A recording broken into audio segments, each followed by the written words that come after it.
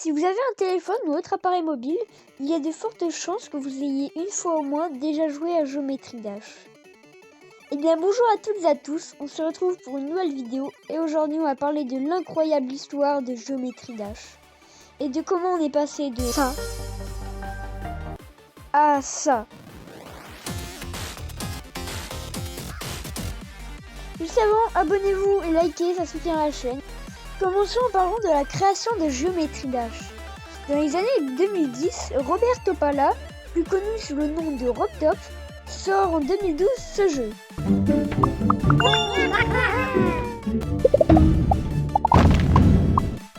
Malheureusement, l'application n'a pas très bien marché et a vite été supprimée. Mais RobTop n'abandonne pas et le 30 avril 2013, le trailer de Geometry Jump, oui, Geometry Jump. Dans ce trailer, notre icône se fonce tout droit avec une musique de fond. Petite anecdote, ce niveau ne sera pas dans le niveau officiel, il s'appelle Ultimate Destruction. Nous pouvons déjà voir les plus connues et premières transformations, le cube et le chip, mais aussi nous pouvons voir quel type de jeu ça sera. Un deuxième trailer sortira pour présenter la customisation de l'icône. Le jeu sortira le 7 août 2013 avec 7 niveaux, il coûtera 1,99€ et c'est un carton au début. Seulement sur mobile, plus tard le 22 décembre 2014, il sera sur PC. Il a été inspiré du jeu de The Impossible Game. Mais pourquoi tant de popularité sur ce jeu? Eh bien lançons le premier niveau pour voir.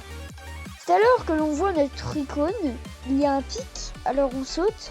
Et bravo, vous avez réussi à passer le premier obstacle du niveau. Et puis on réussit à aller jusqu'à 23% et vous ne passez pas le pic. Et vous devez tout recommencer. Et puis vous recommencez encore et encore jusqu'à un portail. Quand vous le traversez, vous êtes dans un avion appelé Ship. Maintenez votre écran et vous comprenez ce nouveau mode. D'ailleurs, toutes les nouvelles mécaniques de gameplay se feront avec des portails. Puis vous avancez. Vous voyez des pièces, alors vous en prenez une avec un coup de chance. Et puis vous voyez votre pourcentage de progression monter. Et vous terminez le niveau. Alors vous faites les autres niveaux, vous finissez votre premier niveau insane. Car il y a plusieurs difficultés de niveau. De auto 1 étoile à démon 10 étoiles. Et chaque niveau aborde de nouvelles mécaniques comme les orbes, de nouveaux modes et bien d'autres. Mais au bout d'un moment, quand les joueurs avaient fini de terminer tous les niveaux officiels, car je ne l'avais pas précisé, mais les joueurs avaient à leur disposition un éditeur de niveaux. Alors ils créèrent plein de niveaux différents, dont des démons que RobTop a dû diviser en plusieurs catégories, allant de Easy Demon à Extreme Demon. Et c'est dans cette catégorie-là où sont créés les pires niveaux si atroces qu'il faut au moins plus de 5000 items pour les finir, même si vous êtes le meilleur joueur du monde. Mais ce n'est pas toujours pour ça que les gens y jouent, mais pour la musique. Juste écoutez.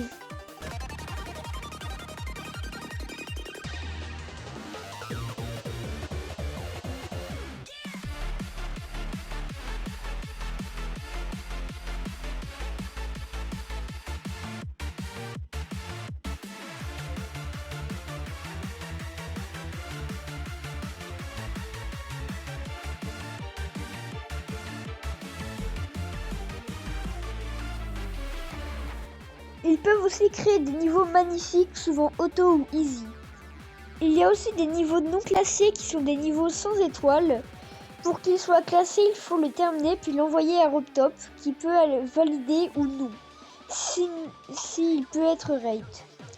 Voyons les différentes transformations. Le cube où il faut appuyer pour sauter, le chip où il faut maintenir pour voler, la ball où quand on clique inverse la gravité, l'UFO qui est un mode Flappy Bird, la wave qui quand on maintient va vers la diagonale, il est en forme de flèche, le robot, plus on maintient plus il saute haut, la spider qui inversera la gravité d'un coup comparé à la ball, et puis le swingopter qui est le mode chip fusionné à la ball car il vole et quand on clique change la gravité.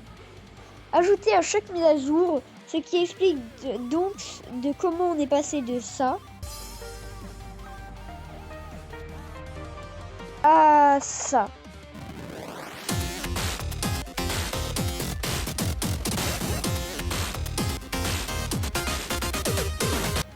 car les mises à jour ont beaucoup augmenté le visuel du jeu au fil des années.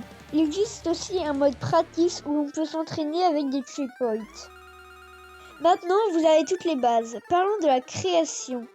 Car je ne l'avais pas dit, mais depuis la première version du jeu, les joueurs pouvaient créer des niveaux. Et plus il y avait de mises à jour, plus les niveaux étaient beaux, plus il y avait de mécaniques, plus le jeu était populaire. Il y a aussi eu l'apparition des triggers pour faire bouger les blocs, les rendre invisibles, les rotationner. Et oui, vous l'avez compris, Geometry Dash est un jeu où la communauté est sa plus belle force. Car ils ont attendu plus de 6 ans pour une mise à jour. Oui, 6 ans.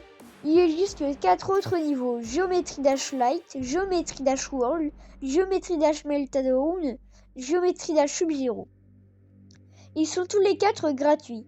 Aujourd'hui, sur la version payante du jeu, il existe 23 niveaux de chaque difficulté, comme je le disais tout à l'heure. Ah, et pour tous ceux qui se disaient « Oui, mais c'est plutôt simple, non ?» Eh ben, regardez.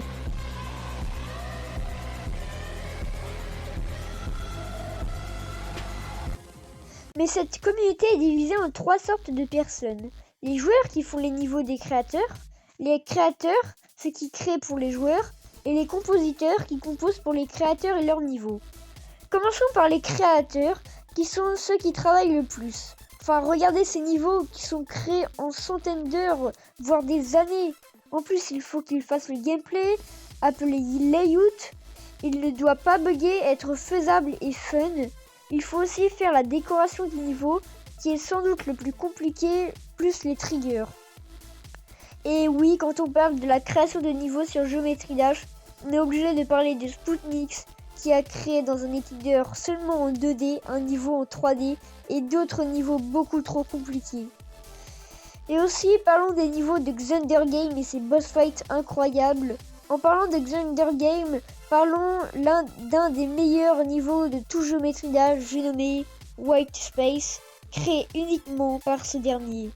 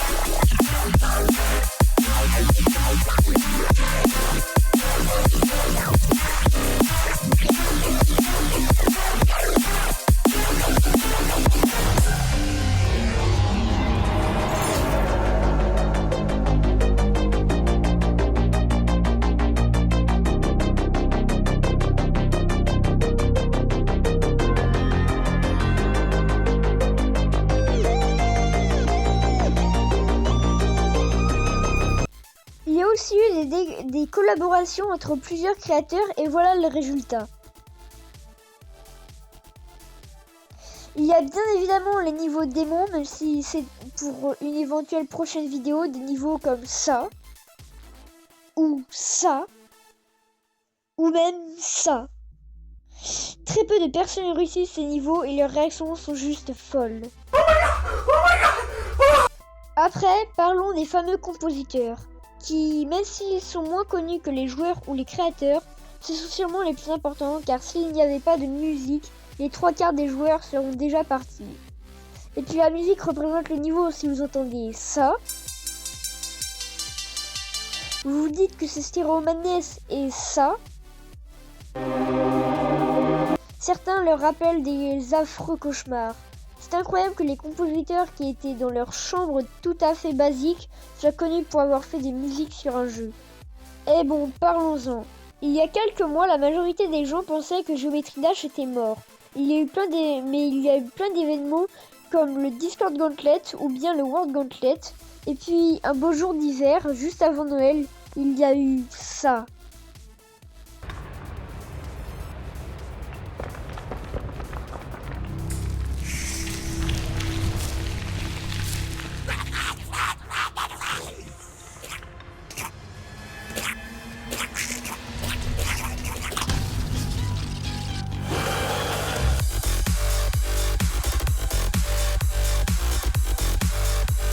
Car oui, la mise à jour que tout le monde attendait était arrivée. Elle rajouta énormément de nouveautés. Et personnellement, je comprends pourquoi elle a duré autant de temps, cette mise à jour. Elle rajoute beaucoup trop d'icônes, un easter egg au premier jeu de Robtop. Avec des icônes qui sont exactement les mêmes icônes que dans le jeu. Mais passons. Comme d'habitude, un nouveau mode, le Swingcopter, et un nouveau niveau, Dash. Oui, il est très bien, mais c'est quoi ce nom ? Il y a une nouvelle physique, des options pour la caméra et aussi et surtout le mode platformer qui fusionne Geometry Dash et Mario. Et maintenant, nous sommes là, nous, joueurs de Geometry Dash. Les nouveaux niveaux de la tourmenteuse sont incroyables, les anciens joueurs qui étaient partis sont revenus, la dépenderie est un succès, et même le niveau le plus dur du jeu a été raid quelques mois avant. Voilà, c'est tout pour cette incroyable vidéo. Je ne garantis pas que toutes les informations soient vraies et Geometry Dash est en train de vivre à son maximum.